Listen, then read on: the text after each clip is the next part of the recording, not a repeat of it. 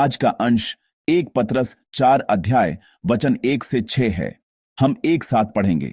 इसलिए जबकि मसीह ने शरीर में होकर दुख उठाया तो तुम भी उसी मनसा को हथियार के समान धारण करो, क्योंकि जिसने शरीर में दुख उठाया वह पाप से छूट गया, ताकि भविष्य में अपना शेष शारीरिक जीवन मनुष्यों की अभिलाषाओं के अनुसार नहीं, वरन परमेश्वर की इच्छा के अनुसार व्यतीत करे। क्योंकि अन्य जातियों की इच्छा के अनुसार काम करने और लुचपन की बुरी अभिलाषाओं, मतवालापन, लीला क्रीड़ा, पियक्कड़पन और घृणित मूर्ति पूजा में जहां तक हमने पहले समय गंवाया वही बहुत हुआ।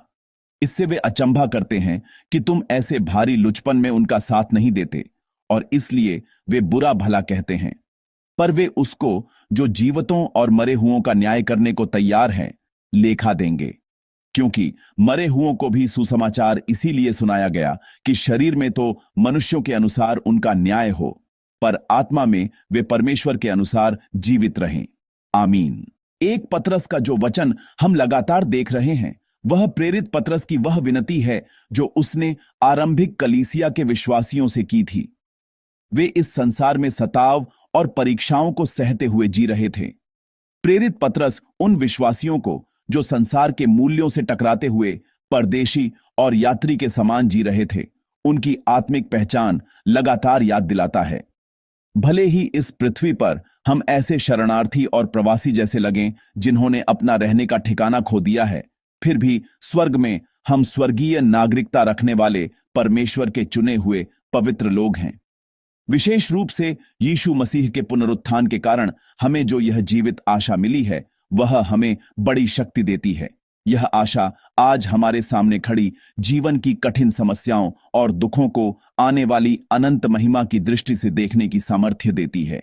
विशेष रूप से आज जो वचन हमने साथ पढ़ा वह हमें बताता है कि इस पवित्र बुलाहट को पाए हुए विश्वासियों को शरीर में बचे हुए समय को कैसे जीना चाहिए, और यह भी बताता है कि संसार के सामने हमें कौन से आत्मिक हथियार धारण कर विजय पाना चाहिए। सबसे पहले पद 1 इस प्रकार घोषणा करता है, इसलिए जबकि मसीह ने शरीर में होकर दुख उठाया तो तुम भी उसी मनसा को हथियार के समान धारण करो। पतरस पद 1 के द्वारा युद्ध भूमि में जाने वाले सैनिक की छवि का रूपक के रूप में उपयोग करता है। वह कहता है कि उसी मनसा को हथियार के समान धारण करो। यह अभिव्यक्ति दिखाती है कि विश्वास से संसार में जीने वाले विश्वासियों के सामने एक विरोधी है जिससे उन्हें लड़ना है। जैसे सैनिक कवच पहनकर युद्ध भूमि में जाता है, वैसे ही हमें भी लड़ना है और लड़कर विजय पाना है। तब इस वचन के प्रकाश में हमें कौन सा कवच पहनना है और वह विरोधी कौन है जिसके विरुद्ध हमें लड़ना और विजय पाना है। सबसे पहले जो कवच हमें पहनना है वह है क्रूस पर दुख उठाने वाले यीशु का मनन करने वाला हृदय। हमें उसी को अपना कवच बनाना है। जब हम दुख का सामना करते हैं और पूछते हैं कि हमें उससे कैसे निपटना चाहिए, तब उत्तर यह है कि प्रभु ने क्रूस पर जो दुख उठाया उसे याद करते हुए, प्रभु की ओर देखते हुए हमें अपने दुख को सहना है। यह बात आपने रविवार के संदेश में सुनी थी। क्योंकि प्रभु ने हमसे पहले आगे बढ़कर दुख को सह लिया, इसलिए हमारा दुख भी सुंदर हो सकता है। तो फिर जिस विरोधी के विरुद्ध हमें लड़ना है वह क्या है? यदि आप पद 1 के अंतिम भाग को देखें तो लिखा है, क्योंकि जिसने शरीर में दुख उठाया वह पाप से छूट गया।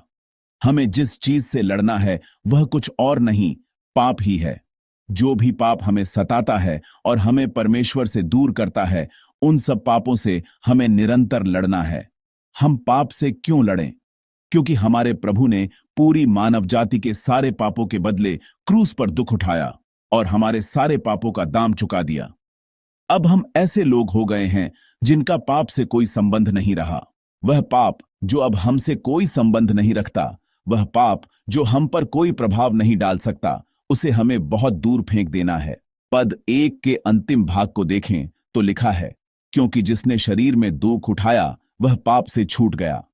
दूसरी बाइबल अनुवाद में यह वचन इस प्रकार है, जिसने शरीर में दुख उठाया है उसने पाप से अपना संबंध पहले ही तोड़ लिया है।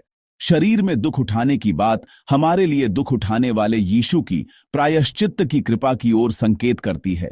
यह वचन कहता है कि यीशु के प्रायश्चित्त को पाए हुए हम लोग पाप से संबंध तोड़ चुके लोग हैं। हां, सचमुच हम पाप से संबंध तोड़ चुके लोग हैं। पाप में चलते हुए जो हमारा पिछला जीवन था, उससे ईर्ष्या नहीं करनी चाहिए। उसकी कोई आवश्यकता नहीं है और उस जीवन की लालसा करने की भी बिल्कुल आवश्यकता नहीं है।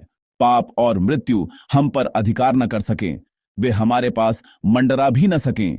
इसके लिए हमें यीशु के क्रूस नामक कवच से सुसज्जित होकर उस पापमय जीवन का विरोध करना और उसे अस्वीकार करना है। यही उद्धार पाए हुए हम लोगों के जीने का स्वरूप है। यदि आप पद 3 को देखें तो यह कहा गया है, क्योंकि अन्य जातियों की इच्छा के अनुसार काम करने और लुचपन की बुरी अभिलाषाओं, मतवालापन, लीला क्रीड़ा, पियक्कड़पन और घृणित मूर्ति पूजा में जहां तक हमने पहले समय गंवाया, वही बहुत हुआ। सचमुच ऐसा ही है।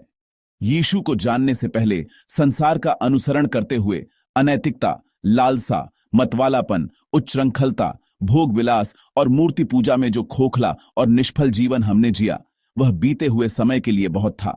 वह पर्याप्त है।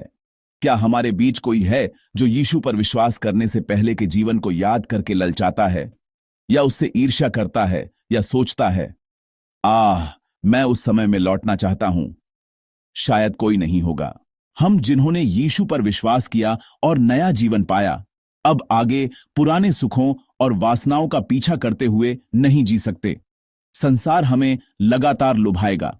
वह हमें शरीर के सुखों का पीछा करते हुए जीने को उकसाएगा, पर हमें अपने लिए दुख उठाने वाले यीशु के क्रूस की ओर देखते हुए पाप के प्रति पूरी तरह स्पष्ट और दृढ़ मनोभाव से सुसज्जित होना है।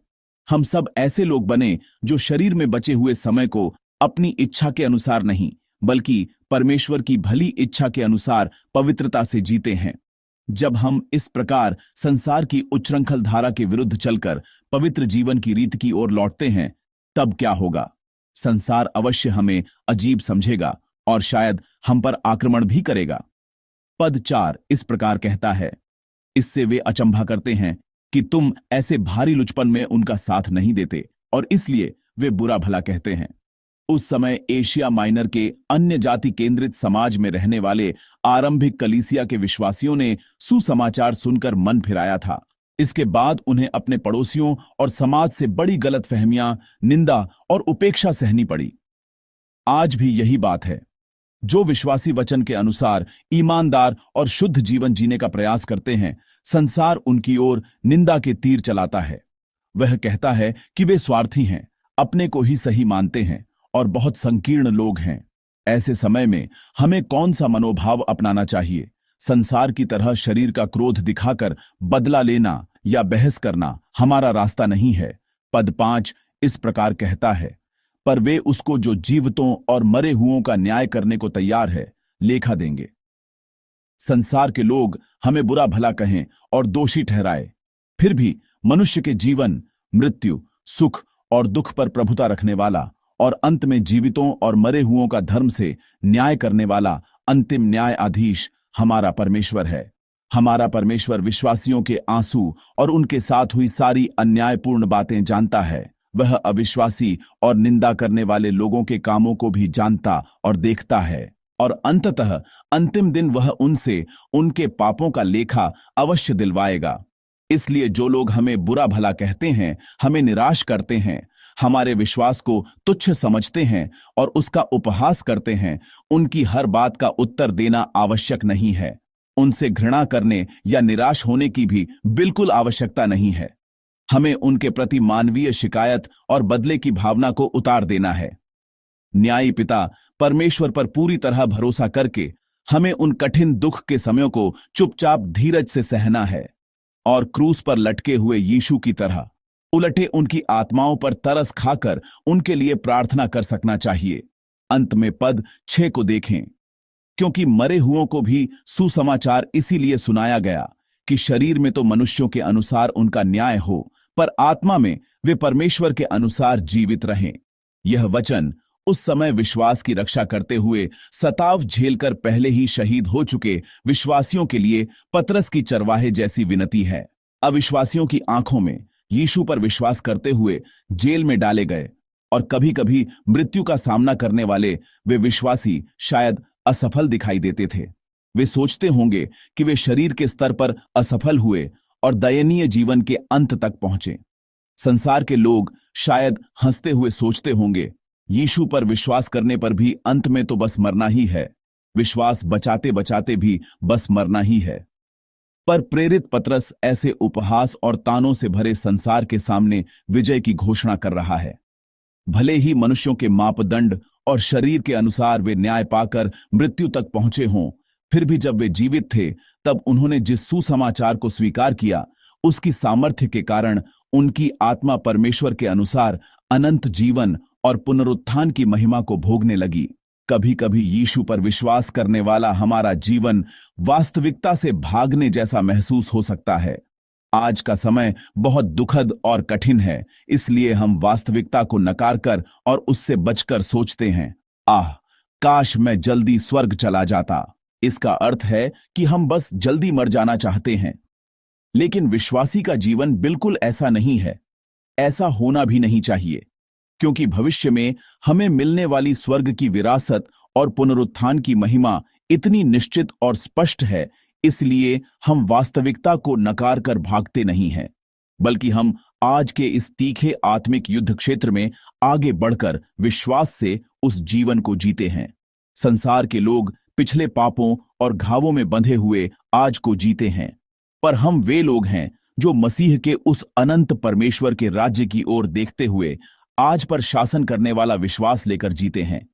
जैसे क्रूस के दुख के बाद पुनरुत्थान की महिमा आई, वैसे ही आज हमारे आंसू और परीक्षाएं कभी व्यर्थ समाप्त नहीं होंगी।